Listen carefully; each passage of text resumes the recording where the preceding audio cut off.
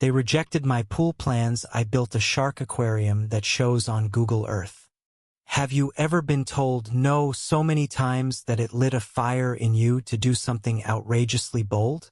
That's exactly what happened to Marcus Reed, a man whose dream of a backyard pool was crushed by a neighborhood Karen and her army of petty bureaucrats. What he did next wasn't just a middle finger to their rule set, was a masterpiece of defiance that rewrote the rules of revenge. Marcus had always been the guy who colored outside the lines. A marine biologist with a passion for the ocean, he moved to the sleepy suburb of Coral Heights with a vision. A sleek, eco-friendly pool in his backyard where he could relax and feel closer to the sea. He spent months designing it, ensuring it was sustainable with a filtration system that mimicked natural ocean currents. The plans were submitted to the Coral Heights Homeowners Association, HOA, a group notorious for its iron grip on neighborhood aesthetics. Marcus was hopeful. His design was practical, beautiful, and environmentally sound. What could go wrong? Everything, apparently. Enter Karen Whitaker, the HOA president with a vendetta against anything that didn't scream cookie-cutter conformity. Karen, with her perfectly manicured lawn and an ego to match, took one look at Marcus's plans and declared them an eyesore. She rallied the HOA board, citing vague clauses about maintaining property values and community standards. The rejection letter was a masterclass in condescension, dripping with phrases like, "We regret to inform you," and "in the best interest of the neighborhood." Marcus was stunned. His pool wasn't garish, it was a work of art. He appealed, revised his plans, even offered to plant privacy hedges. But Karen and her minions shut him down at every turn, their smug smiles growing wider with each rejection. Marcus could have given up. Most people would have. But something snapped in him that day. If they wouldn't let him build a pool, he'd give them something they couldn't ignore. He wasn't just going to fight back, was going to make waves. Big ones. Fueled by spite and creativity, Marcus scrapped the pool idea and went bigger. Much bigger. He dove into research, leveraging his expertise as a marine biologist to design something unprecedented. A backyard shark aquarium. Not a fish tanka full-scale, reinforced glass enclosure capable of housing live sharks, visible from above and so grand it could be spotted on Google Earth.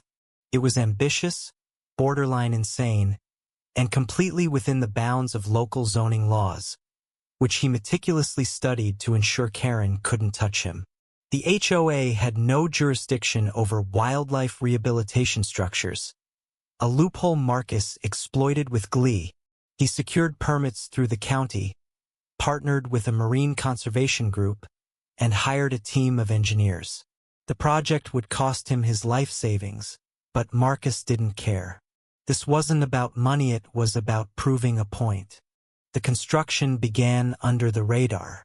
Marcus kept his plans quiet, working late nights with his crew to avoid prying eyes. But secrets don't stay buried in Coral Heights. One morning, Karen's best friend, Linda, a nosy retiree with a penchant for binoculars, spotted cranes and glass panels in Marcus's backyard. She alerted Karen, who stormed over, clipboard in hand, ready to shut it all down. "What is this monstrosity?" she demanded, her voice shrill enough to scatter birds. Marcus, wiping sweat from his brow, smiled calmly. "It's a permitted wildlife project, Karen. Perfectly legal."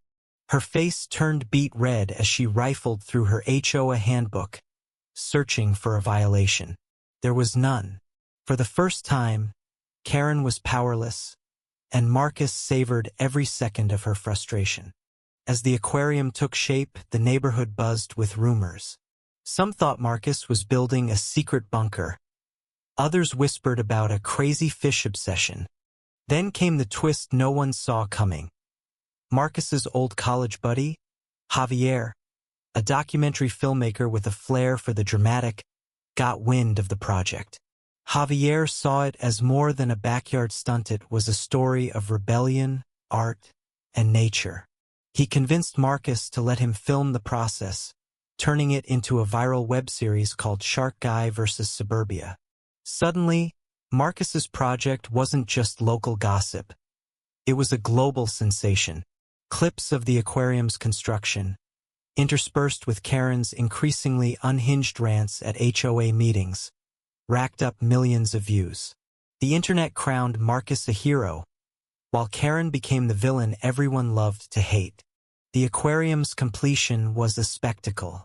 Spanning 50 feet long and 20 feet deep, it housed 3 small, non-aggressive nurse sharks, chosen for their docile nature and Marcus's commitment to ethical marine care. The glass walls shimmered under the sun, and the water sparkled like a slice of the ocean had been carved into suburbia. Drones captured aerial footage, and sure enough, Google Earth updated its maps, immortalizing Marcus's creation as a faint, shimmering rectangle in Coral Heights. Tourists started showing up, snapping selfies by the fence Marcus had erected to keep gawkers at a safe distance. The conservation group he'd partnered with used the aquarium to educate visitors about marine life, turning Marcus's revenge into a platform for good. Karen, meanwhile, was unraveling. She tried everything to sabotage Marcus, filing complaints with the county, rallying neighbors to boycott his freak show, even attempting to bribe a city official to revoke his permits. But Marcus had covered his bases. Every move Karen made backfired, painting her as the neighborhood tyrant. The final blow came at a town hall meeting, where Javier premiered a teaser for his documentary. The room erupted in applause as footage showed Marcus caring for the sharks, juxtaposed with Karen's petty tirades. A soft-spoken elderly neighbor, Mrs. Patel, stood up and delivered the knockout punch. "Karen, you've bullied this community for years. Marcus built something beautiful, and all you've done is try to tear it down." The crowd cheered, and Karen, humiliated, stormed out, her reign of terror crumbling. In the aftermath, Marcus's aquarium became a symbol of defiance and creativity. The sharks thrived, and the conservation program expanded, funded by donations from fans of Javier's series. Marcus never gloated, but he didn't have Tohi's victory spoke for itself. Karen, stripped of her HOA presidency after a no-confidence vote, sold her house and moved away, unable to face the neighbors she'd alienated. Some said she couldn't stand seeing Marcus's aquarium every day, a constant reminder of her defeat. Marcus's story isn't just about sticking it to a Karen, it's about what happens when you channel frustration into something extraordinary. He turned a no into a legacy, proving that creativity and persistence can outshine even the pettiest of obstacles. His aquarium still stands, a shimmering rebellion etched into the earth, visible to anyone who zooms in on Coral Heights. What do you think? Did Marcus go too far? Or was his shark aquarium the perfect response to Karen's tyranny?